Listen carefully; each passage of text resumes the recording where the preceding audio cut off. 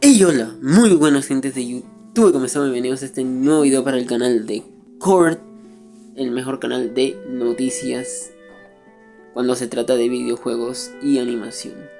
Bueno, el día de hoy vamos a estar hablando de la gran guerra de consolas que se dio por allá de 1980 entre Sega y Nintendo. Bueno, ¿no quieres perderte nada de esta historia? Pues adentrémonos en ella. Y bueno, les daré un gran análisis. Este video lo subí antes, pero lo hice con Loquendo, entonces se veía mal. Ahora haciéndolo con mi voz espero que se vea mucho mejor. Así que vamos a iniciar. En la industria de los videojuegos, una guerra de consolas describe la competencia entre dos o más fabricantes de consolas de videojuegos para tratar de lograr mejores ventas al consumidor a través de tecnología de consola más avanzada, una mejor selección de videojuegos y marketing general en torno a sus consolas. Si bien los fabricantes de consolas generalmente siempre intentan superar a otros fabricantes en ventas, estas guerras de consolas recurren a tácticas más directas para comparar sus ofertas directamente con las de sus competidores o menospreciar la competencia en contraste con la suya propia. Y por lo tanto, los esfuerzos de marketing han tendido a escalar en empujones de ida y vuelta. Bueno, gente, seguimos. Quiero decirles antes de continuar que tengo problemas con la garganta. Es por eso que si no escuchas muy bien mi voz o sientes como entrecortada mi voz o algo así, es por eso, no es porque yo esté usando algún filtro, algún truco para cambiar mi voz. Así que vamos a continuar. Espero que este video salga bastante bien y espero que les guste. Este video no sé cuánto esfuerzo le habré metido. Al final lo diré. No sé cuánto esfuerzo le voy a meter, pero quiero que salga lo mejor posible. Porque con lo que no sentía que se veía terrible. Pero bueno, continuamos. Si bien ha habido muchas guerras de consolas hasta la fecha, el término se hizo popular entre Sega y Nintendo a finales de los 80 y principios de los 90, cuando Sega intentó irrumpir en el mercado de videojuegos de Estados Unidos con su consola Mega Drive. A través de un novedoso enfoque de marketing y hardware mejorado, Sega había podido hacerse con la mayor parte del mercado de consolas de videojuegos en 1991, 3 años después del lanzamiento de Genesis. Esto provocó una competencia de ida y vuelta entre las dos empresas a principios de la década de 1990. Sin embargo, Nintendo finalmente recuperó su participación de mercado y Sega dejó de fabricar hardware para consolas domésticas en 2001. El mercado de las consolas de videojuegos comenzó en 1972 con el lanzamiento de la primera consola doméstica, la Magnavox Odyssey. A medida que más fabricantes ingresaron al mercado y la tecnología mejoró, el mercado comenzó a fusionarse en torno al concepto de generaciones de consolas, grupos de consolas con especificaciones técnicas similares que competían en el mercado de consumo. Desde 1972 ha habido 9 generaciones de consolas de este tipo, con 2 o 3 fabricantes dominantes controlando el mercado como un oligopolio. Como ocurre con la mayoría de las industrias, sin un solo líder dominante, los fabricantes de consolas han comercializado sus productos de manera que los destaquen de una manera más favorable en comparación con los de sus competidores, o para centrarse en características de las que sus competidores pueden carecer. A menudo de manera agresiva. Por ejemplo, los fabricantes de consolas en las décadas de 1980 y 1990 dependían en gran medida del tamaño de palabra de la unidad central de procesamiento, enfatizando que los juegos tenían mejores capacidades con procesadores de 16 bits que con los de 8 bits. Este tipo de marketing agresivo llevó a los periodistas de videojuegos a llamar al marketing competitivo una guerra o batalla. Ya en agosto de 1988, a medida que surgía cada nueva generación de consolas con nuevos enfoques de marketing, los periodistas y los consumidores continuaron usando variaciones del lenguaje de guerra, incluidas guerras de sistemas y guerra de consolas. A principios de la década de 2000, el término guerra de consolas se usaba más comúnmente para describir una acalorada competencia entre fabricantes de consolas dentro de cualquier generación. Si bien no es la única guerra de consolas, la rivalidad entre Sega y Nintendo por el dominio del mercado norteamericano de videojuegos a finales de los 80 y principios de los 90 es generalmente el ejemplo más visible de una guerra de consolas. Estableció el uso de tácticas agresivas de marketing y publicidad por parte de cada empresa para intentar hacerse con el control del mercado. Y terminó alrededor de 1995, cuando un nuevo jugador, Sony, entró e irrumpió en el espacio de las consolas. Bueno, mi gente, ahora continuamos con lo que viene siendo el fondo, es decir, lo que ocurrió antes, es decir, previamente a este suceso llamado la guerra de las consolas. Así que quiero que prestes vital importancia, ya que lo que te estoy por relatar son algunos hechos que pasaron justo antes de esta guerra de consolas. Es de decir, y hasta ahora, por lo que va del video, está siendo bastante cansado. Ya voy 2 días haciendo este video y espero que salga lo mejor posible. Así que, bueno, los dejo. La industria de los videojuegos de Estados Unidos sufrió una grave caída del mercado en 1983 debido a numerosos factores que llevaron a una mayor recesión del mercado y una creciente popularidad de las computadoras personales como plataforma de videojuegos. Un factor clave que contribuyó al colapso fue la pérdida del control de publicación de los juegos de consola.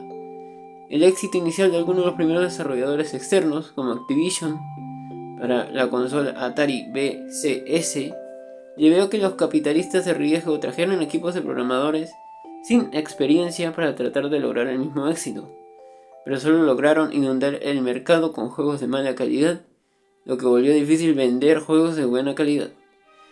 La caída de los videojuegos afectó a otros factores de la industria que ya están en declive, como las salas de videojuegos.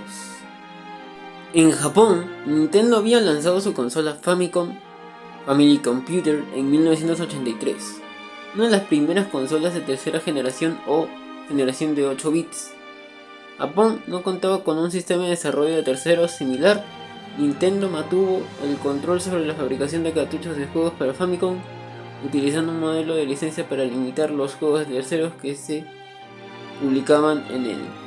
La Famicom se lanzó con un fallo técnico que Nintendo se apresuró a solucionar, pero a finales de 1984 la Famicom era la consola más vendida en Japón. Nintendo buscó lanzar la unidad en los Estados Unidos, pero reconoció que el mercado todavía estaba luchando por la crisis de 1983. Nintendo tomó varias medidas para rediseñar Famicom antes de su lanzamiento en Estados Unidos. Se hizo para que pareciera una unidad de videograbadora en lugar de una consola, y se le dio el nombre de Nintendo Entertainment System, para distanciarla de ser una consola de videojuegos. Además, Nintendo agregó un sistema de bloqueo especial de 10 NES que funcionaba como un sistema de bloqueo y llave con cartuchos de juego para evitar aún más la publicación de juegos no autorizados para el sistema y evitar la pérdida de control de publicación que había causado el colapso de 1983. La NES revitalizó la industria de los videojuegos de Estados Unidos y estableció a Nintendo como el nombre dominante en consolas y videojuegos sobre Atari.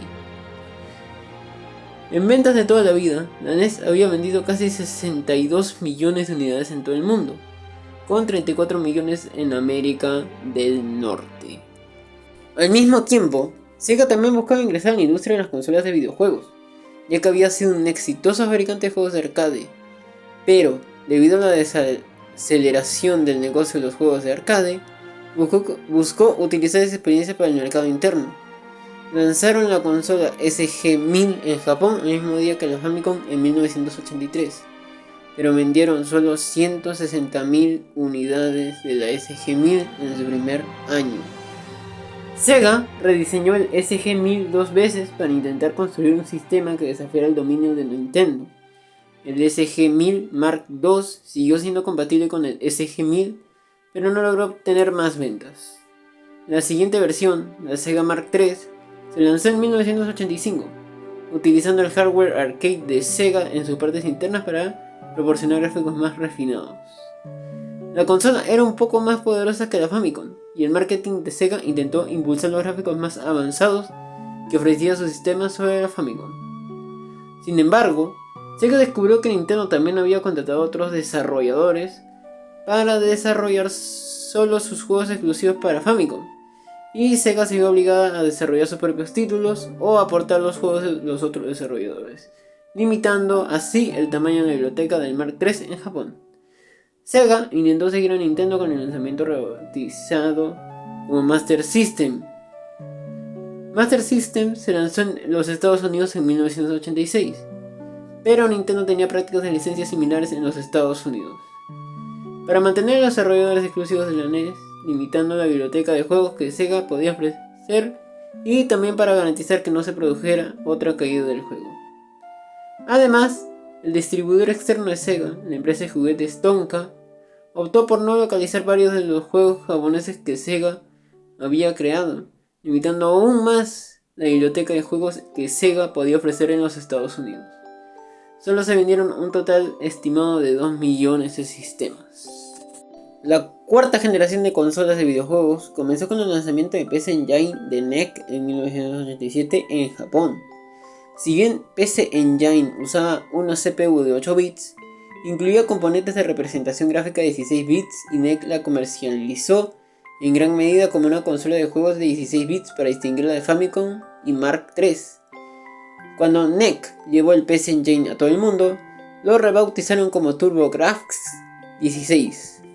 Para enfatizar esto, después del lanzamiento de TurboGrafx, el uso de la asignación de bits se hizo popular, lo que llevó a los fabricantes a centrar su publicidad en gran medida en la cantidad de bits en un sistema de consola para las siguientes 2 generaciones de consolas. NEC era otro competidor de Sega y Nintendo.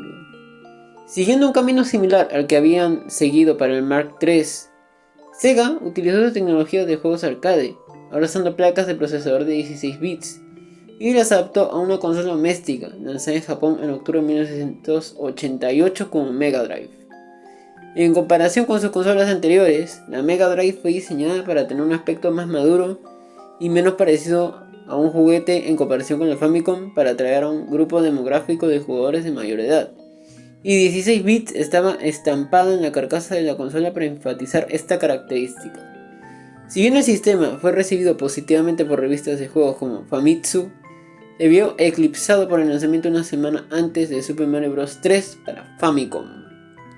Al igual que con Master System, Sega también planeó un importante impulso de Mega Drive en los Estados Unidos para desafiar el dominio de Nintendo entre otros mercados.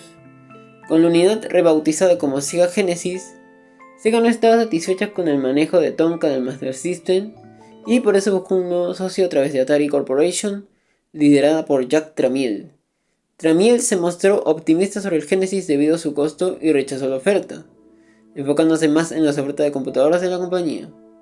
En cambio, Sega utilizó su sucursal inactiva Sega of America para realizar un lanzamiento limitado de la consola en agosto de 1989 en los mercados de prueba de la ciudad de Nueva York y Los Ángeles, con su sistema de lanzamiento incluido con el port del juego arcade Altered Beast.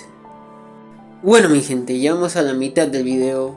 Te pido que dejes tu like, te suscribas si te está gustando hasta ahora, que he dado todo mi esfuerzo. Ahora me toca editar después de terminarlo, todavía me va a quitar el tiempo aún más, pero bueno, continuemos. En octubre de 1989, la compañía nombró al expresidente de la división electrónica de entretenimiento de Atari, Michael Katz, como director ejecutivo de Sega of America para implementar una estrategia de marketing para impulsar a nivel nacional el Genesis con un objetivo de vender 1 millón de consolas.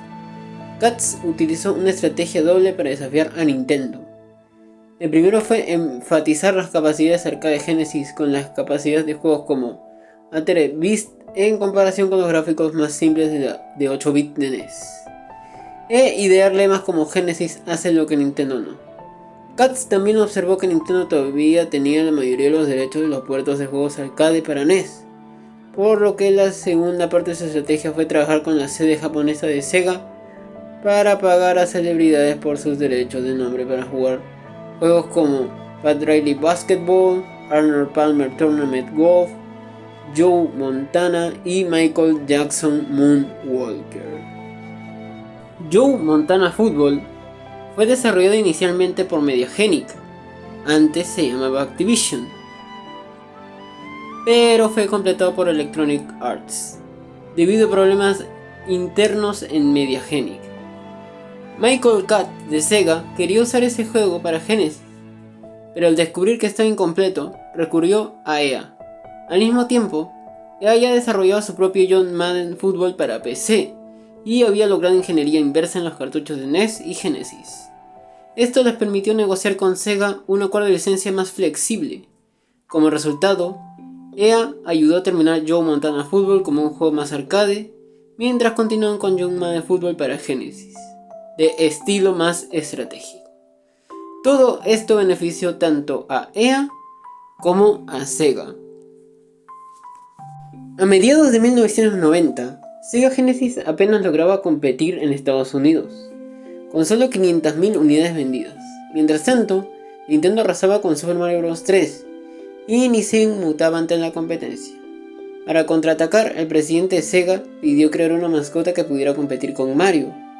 Así nació Sonic the Hedgehog, o Sonic el Erizo. No sé leer esa palabra, por cierto, pero bueno. Ideado por Naoto Oshima y desarrollado por Yuji Naka, mostrando la velocidad y potencia del Genesis. El juego salió en junio de 1991 y marcó el inicio del verdadero contraataque de Sega. En 1990, Sega despidió a Michael Katz y nombró a Tom Kalinske como nuevo jefe de Sega of America. Aunque venía de Mattel y no sabía mucho de videojuegos, Kalinske aplicó una estrategia audaz. Bajó el precio del Genesis de $189 a $149. Intensificó el marketing haciendo que el Genesis se viera más cool que el NES y la futura SNES. Impulsó juegos hechos en Estados Unidos como los de deportes de Electronic Arts. Incluyó Sonic the Hedgehog como juego principal en lugar de Altered Beast, incluso permitiendo que los compradores antiguos cambiaran su juego gratis. Bajo Kalinske, Sega también renovó su enfoque publicitario, apuntando a una audiencia más adulta joven, ya que Nintendo todavía estaba posicionando el SNES como una consola apta para niños. La publicidad se centró en Sonic, los juegos más atrevidos de la biblioteca de Genesis y su biblioteca más grande de juegos deportivos que atrajo a este grupo. Los anuncios de televisión del Genesis y sus juegos terminaron con el Sega Scream, un personaje gritando el nombre de Sega a la cámara en la toma final, que también se popularizó rápidamente. Estos cambios, todos anteriores al lanzamiento previsto de SNES en Norteamérica en septiembre de 1991, dieron a Sega su primera victoria sobre Nintendo en el mercado estadounidense. Además, el recorte de precio a $149 hizo que el Genesis fuera una opción más barata que el precio planeado de $199 para el SNES, lo que llevó a muchas familias a comprar el Genesis en lugar de esperar por el NES. Genesis tenía una biblioteca de juegos más grande para los Estados Unidos, con más de 150 títulos cuando se lanzó SNES junto con otros juegos.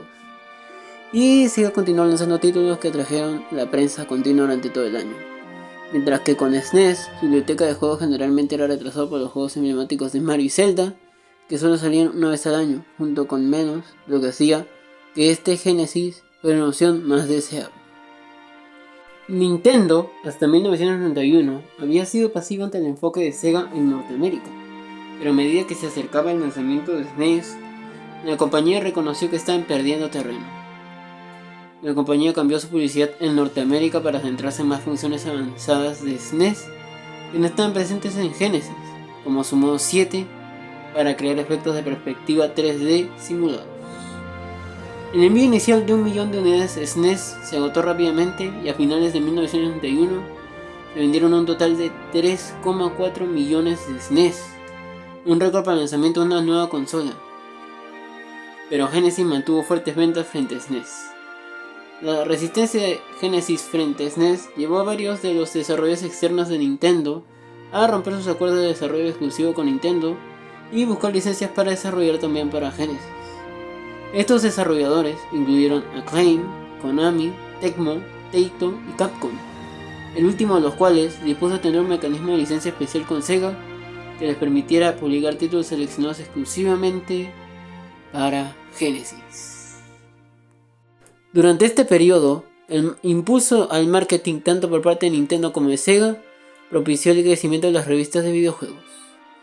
Nintendo ya había establecido Nintendo Power en 1988, en parte para servir como guía de ayuda para los jugadores de sus títulos populares, y pudo utilizarlo más para publicitar SNES y sus próximos juegos. Muchos otros títulos crecieron a finales de los 80 y principios de los 90, dando a Sega la oportunidad de comercializar fuertemente sus juegos en esta publicación. No sé si lo habrán sentido, gente, pero creo que sí se notó un poco.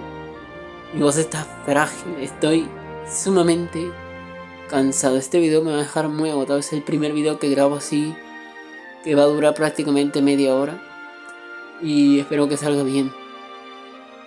No me importaría que te suscribas, a mí es lo único que me importa. Eso sería todo, con que te suscribas para mí es suficiente. Pero bueno, continuemos. En 1992, Nintendo admitió que ya no dominaba el mercado de consolas. Redujo el precio del SNES a $149 para competir con el Genesis, que Sega bajó aún más a $129. Aunque el SNES tuvo ventaja con la exclusividad de Street Fighter 2, Sega todavía tenía más consolas vendidas. Para 1993, el Genesis tenía el 55% del mercado, un gran cambio comparado con 1990, cuando Nintendo tenía el 90%. El éxito de Street Fighter 2 como juego de arcade y como título de consola doméstica llevó al crecimiento del género de los juegos de lucha, al que siguieron numerosas variaciones de otros desarrolladores. De gran interés fue Mortal Kombat de Midway, lanzado a las salas de juegos en 1992. Comparado con la mayoría de los otros juegos de lucha en ese momento, Mortal Kombat era mucho más violento. El juego mostraba las salpicaduras de sangre de los combatientes durante el combate y permitía a los jugadores finalizar las partidas en muertes gráficamente intensas. Debido a su controvertido estilo y jugabilidad, el juego resultó extremadamente popular en las salas de juegos. En 1993, tanto Nintendo como Sega reconocieron la necesidad de tener Mortal Kombat en sus consolas. Sin embargo, Nintendo, temiendo problemas con la violencia del juego, obtuvo la licencia de una versión limpia del juego de Acclaim para SNES, lo que incluía reemplazar las salpicaduras de sangre con sudor y eliminar las muertes antes mencionadas. Sega también obtuvo la licencia de una versión censurada del juego para Genesis. Sin embargo, los jugadores podían ingresar un código de trampa que devolvía el juego a su versión arcade original. Ambas versiones domésticas se lanzaron en septiembre y se vendieron aproximadamente 6,5 millones de unidades durante la vida útil del juego. Pero la versión Genesis fue más popular, entre 3 y 5 veces más ventas que su contraparte de SNES. El éxito de Mortal Kombat y otros juegos violentos generó alarma entre padres y políticos en Estados Unidos, lo que llevó a audiencias del Congreso en 1993 sobre la violencia en los videojuegos. Los senadores Joe Lieberman y Herb Kohl reunieron a representantes de Nintendo y Sega. Ambas compañías se acusaron mutuamente. Nintendo decía que evitaba juegos violentos, mientras que Sega respondió que apuntaban a un público mayor y ya tenían un sistema de clasificación. Al final, Lieberman advirtió que si la industria no se regulaba a sí misma, el Congreso lo haría por ellos. Para la segunda audiencia del Congreso en marzo de 1994, la industria de los videojuegos ya había formado Interactive Digital Software Association, hoy ESA, y estaba creando el sistema de clasificación ESRB, lanzado en septiembre de 1994. Aunque Sega ofreció su sistema de clasificación, Nintendo se negó a usarlo por rivalidad, lo que llevó a crear uno nuevo. El ESRB se inspiró en el sistema de clasificación de películas MPAA y el Congreso quedó satisfecho, permitiendo que la industria siguiera sin intervención legal. Ahora, entre 1994 y 1995, la industria de los videojuegos sufrió una fuerte caída en ingresos. Aunque Sega había superado a Nintendo en 1993, aún tenía deudas, mientras que Nintendo se mantenía estable y terminó ganando la guerra de las consolas de 16 bits. Para competir, Sega lanzó la Sega Saturn en Japón en noviembre de 1994, enfocada en juegos 3D como Virtua Fighter. A pesar de que el Genesis aún vendía bien en Estados Unidos, Sega decidió enfocarse en el Saturn y dejar atrás el Genesis. Al mismo tiempo que se lanzaba la Sega Saturn, surgió un nuevo competidor en el mercado de las consolas: Sony Computer Entertainment, con el lanzamiento de la PlayStation en diciembre de 1994. Sega, consciente de la competencia potencial de Sony en Japón, se aseguró de tener suficientes Saturns listos para la venta ese día. La PlayStation se lanzó por primera vez para abrumar la oferta de Sony. En 1995 se creó la feria E3 para enfocarse exclusivamente en videojuegos. Nintendo, Sega y Sony participaron en su primera edición. Sega quería tener ventaja con su consola Saturn, que fue presentada por Tom Kalinske en E3 con un precio de $399, y anunció que ya estaba disponible en tiendas selectas. Pero Sony sorprendió a todos cuando anunció el precio de lanzamiento de la PlayStation: solo $299, provocando una ovación. El precio más bajo y la estrategia de Sony tomaron por sorpresa a Sega, que además perdió apoyo de algunas tiendas. Cuando la PlayStation salió oficialmente en Estados Unidos en septiembre de 1995, vendió más en 2 días que el Saturn en 5 meses, impactando fuertemente las finanzas de Sega. En el caso de Nintendo, pasaron por alto la CPU de 32 bits y en su lugar, su siguiente oferta fue la Nintendo 64, una consola con CPU de 64 bits lanzada por primera vez en junio de 1996. Si bien esto les dio capacidades potentes como gráficos 3D para mantener y superar a los de Saturn y PlayStation, todavía era un sistema basado en cartuchos que limitaba la cantidad de información que se podía almacenar para cada juego. Esta decisión finalmente le costó a Squaresoft, que trasladó su popular serie Final Fantasy a la línea PlayStation para aprovechar el mayor espacio en los medios ópticos. El primer juego de PlayStation de la serie, Final Fantasy VII, impulsó las ventas de PlayStation, debilitando aún más la posición de Nintendo y expulsando a Sega aún más del mercado. Al final, la guerra de consolas entre Nintendo y Sega terminó, y ambas pasaron a competir contra Sony. Sega lanzó una última consola, la Dreamcast, con innovaciones como conexión en línea, pero su éxito fue limitado frente a la PlayStation 2, la consola más vendida de la historia. En 2001, Sega abandonó el negocio de consolas y se enfocó solo en software. Nintendo, en cambio, sigue activo en el mercado, pero optó por una estrategia diferente, evitando competir directamente en potencia. Consolas como la Wii, DS y Switch se enfocaron en innovación y nuevas formas de jugar. La guerra de las consolas, Sega y Nintendo, es el tema de la novela de no ficción Console Wars de Blake Harris en 2014, así como de una adaptación cinematográfica o documental del libro en 2020.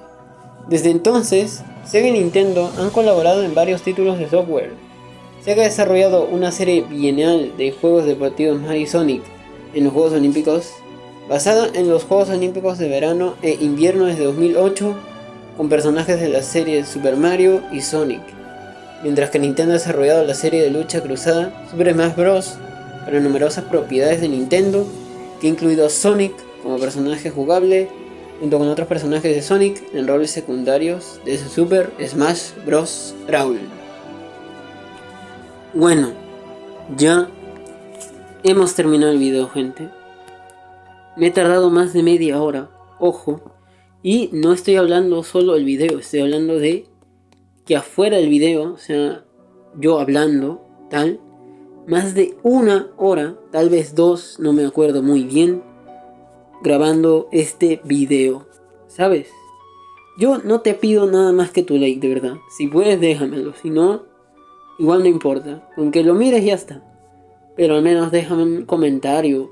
Yo voy a estar dándote corazón allá abajo. No sé, bro. Es que, no sé. No espero que todos le dejen like tampoco. Pero sí me gustaría que lo hagas. Por el esfuerzo que le he metido a este video.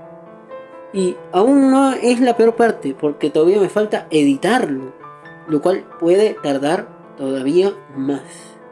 Si lo subo hoy, viernes 11 de julio, no sé, pero termino loco. No sé si lo subiré hoy o lo subiré mañana, pero de que lo voy a subir, lo voy a subir. El video más largo de la historia, creo, si mal no me equivoco, de Gord, sin contar directos, especiales, ni nada. Este es el video más largo de la historia. Pero bueno, si te ha gustado, si te ha entretenido, deja un me gusta, deja un comentario. Yo los quiero mucho, se me cuidan, nos estamos viendo ya en una próxima ocasión. Hasta pronto, bye bye.